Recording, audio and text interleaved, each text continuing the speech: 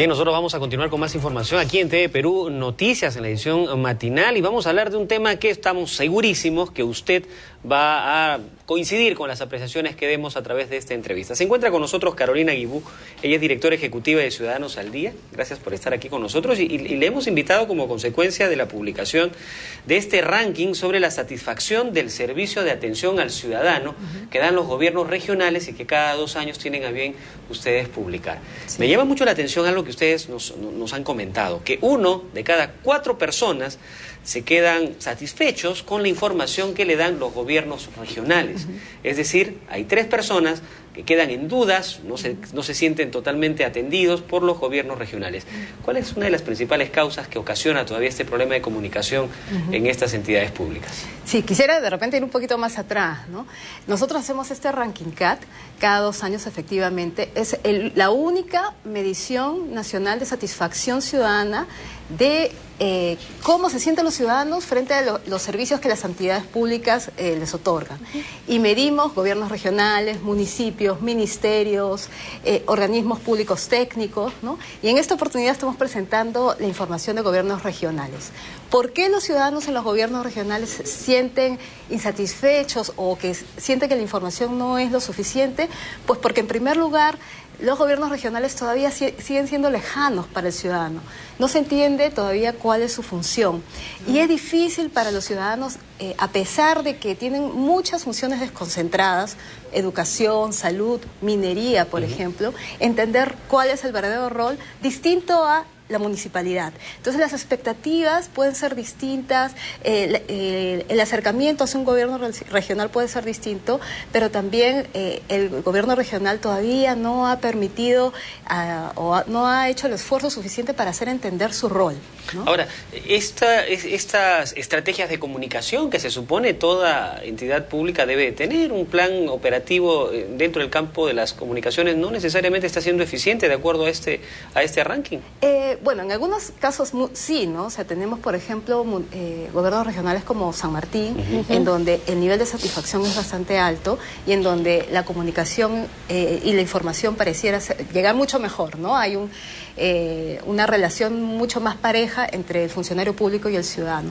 Pero en el común denominador de las entidades públicas, lo que vemos del gobierno regional, lo que vemos es que todavía falta mejorar ese nivel de información y de comunicación que haga posible entender el rol, ¿no?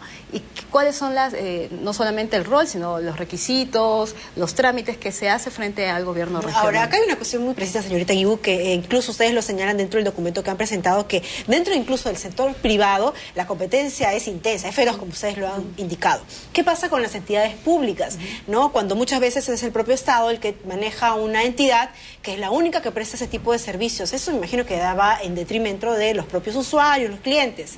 Efectivamente, en el Estado lo que pasa es que tienen un monopolio. O sea, claro, uno no puede sacar, por ejemplo, una licencia de funcionamiento en un distrito distinto a donde quiere iniciar un negocio, ¿no? Y uno no puede iniciar un proceso de compras en un gobierno regional que tiene un buen servicio cuando lo tiene que hacer en otro departamento. Tiene que ser allí, o sea, hay un monopolio y muchas veces los monopolios no tienen incentivos de la competencia como sí lo tienen los privados, ¿no? Los privados, si es que no hacen un buen sistema de información, de marketing, de servicio, de calidad, lo que hace es que ese cliente se va a ir a la competencia. ¿Cómo hacemos en el Estado? Por eso hemos generado este documento, que es un documento que hacemos desde la sociedad civil, para justamente incentivar a los gobiernos regionales, a las instituciones públicas en general, a empezar a competir por la satisfacción ciudadana, por la satisfacción de todos nosotros. Ahora, y ¿no? Entonces la pregunta es si es posible mejorar la atención que se le da al usuario y cómo es que este proyecto de ley del servicio civil se enmarca dentro de estos esfuerzos que se pueden hacer. A ver, sí es posible mejorar.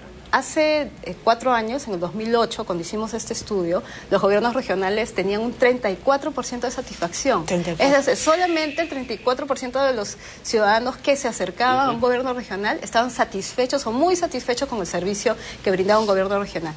Ese nivel de satisfacción ha subido a 41%. No es mucho todavía, o sea, hay un 60%, pero hay un incremento, exacto. Entonces sí es posible mejorar el nivel de satisfacción ciudadana. Bueno, sería bueno destacar quiénes son los que dan un buen servicio, quiénes son las que han aprobado, digamos, esta evaluación o tienen 40%, y también cuáles son las que no cumplen o las peores dentro de este ranking. Sí, en nuestra última medición, la del 2013, San Martín, Lambayeque, La Libertad, Amazonas y Junín son las que están en la parte superior del ranking. Y quiero destacar, por ejemplo, Lambayeque y San Martín, ellas han podido mantenerse en los primeros puestos, ¿no? En el tercio superior.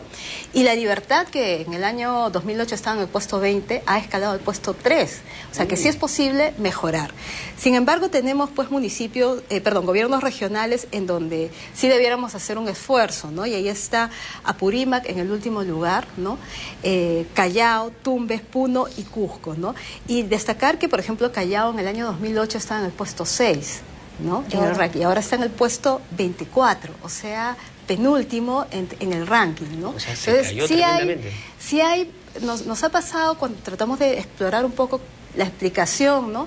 Es que cuando ha habido cambios de gobiernos regionales, el aparato que sirve en la atención al ciudadano, ¿no? O sea, estas plataformas de atención cambian también completamente de políticas o de procedimientos, y es allí donde se genera el detrimento del servicio, ¿no? Y respecto a la ley de servicio civil, es cierto, nosotros decimos, ante estos resultados, ¿no? Yo me imagino que un buen gerente público lo que haría es, ¿qué hago? ¿No? Vamos a generar incentivos, vamos a generar ascensos, vamos a generar una serie de procedimientos, ¿no? Para que tengamos una mejor atención. Pero con lo que se enfrenta es que tiene un grupo distinto de funcionarios públicos que parten de diferentes niveles, ¿no? O sea, unos están 276, otros son CAS, otros 728, y entonces, ¿cómo genera los incentivos si cada incentivo es distinto respecto a tu régimen laboral? Entonces, se encuentra con esta limitación, puede hacer cambios, pero esos cambios no necesariamente van a ser permanentes, porque para que haya permanencia tienes que crear una política de largo plazo en donde puedes decir, bueno, vas a generar estos ascensos, estos incentivos, tu presupuesto va a ir de determinada manera. Y lo peor de todo es que nosotros, los ciudadanos, no entendemos qué es 728, qué es 276 ni CAS. O sea, los ciudadanos lo que sentimos es, hay un funcionario público detrás que me tiene que servir porque es un derecho es un servidor público. Y además es mi derecho recibir los servicios del Estado de calidad. No es que estoy pidiendo un favor, ¿no? Entonces, la mejora de atención al ciudadano tiene que ver con esa relación que tiene el funcionario público con el ciudadano, y todos los esfuerzos que hagamos, incluyendo un cambio en la ley de servicio civil, apoyan y aportan para que este servicio al ciudadano sea mejor. Ahora, todo parte, imagino, como ustedes lo han hecho, de este estudio que han señalado. ¿Cuáles son entonces las principales falencias que han detectado dentro del servicio que brindan en muchas entidades del Estado, como usted señaló, monopolios? Sí, el principal problema y queja que existe entre los ciudadanos es la falta de información y comunicación respecto a los procesos. O sea, hay mucha... la información no llega necesariamente a ser lo suficientemente clara para entender el proceso, y peor aún cuando se necesita un formulario o se pide un requisito, ¿no? La pregunta es, ¿por qué tengo que entregar una serie de documentos si no me han explicado cuál es la ruta, digamos, que va a seguir mi procedimiento, mi gestión, ¿no? Esa es la principal queja o problema que manifiestan los ciudadanos. Y en el tema de la falta de preparación de los funcionarios o de los servidores del Estado, porque también va por ese lado este proyecto de ley, ¿no? Con el tema de la meritocracia. Sí, además del tema de información y de procesos, quería resaltar que el tercer tema tiene que ver con la atención del personal, ¿no? O sea, la principal, digamos, deficiencia que se nota es que, por ejemplo, los funcionarios públicos no están capacitados para brindar información a los ciudadanos, o la información no fluye bien, ¿no? Y cuando hablamos de atención, hablamos no solamente que reciban el formulario y lo sellen, ¿no? Sino que te miren a los ojos, que te traten con respeto, que respeten la cola, que respeten la atención preferente según ley, que ya es ley, ¿no? Entonces tiene que haber un cumplimiento mínimo, ¿no? de esa normativa, y sobre todo que el funcionario dé la información clara y suficiente para que el ciudadano sienta que no existe realmente una posibilidad de error o muchas veces de engaño, ¿no? Ahora, otro de los elementos sobre los cuales probablemente gire también la insatisfacción de los ciudadanos es por más que uno sepa cuáles son los requisitos, los engorrosos pasos que hay que dar para llegar a un objetivo final. Quiero tramitar, por poner un ejemplo, una licencia de funcionamiento y tengo que pasar por A, B, C, D, N instancias para que a final de cuentas me den un documento X. Y entonces toma mucho tiempo. ¿Eso también forma parte de esta necesidad de modernizar, de replantear los procedimientos? Hay un tema de procesos bastante claro en los principales motivos de insatisfacción.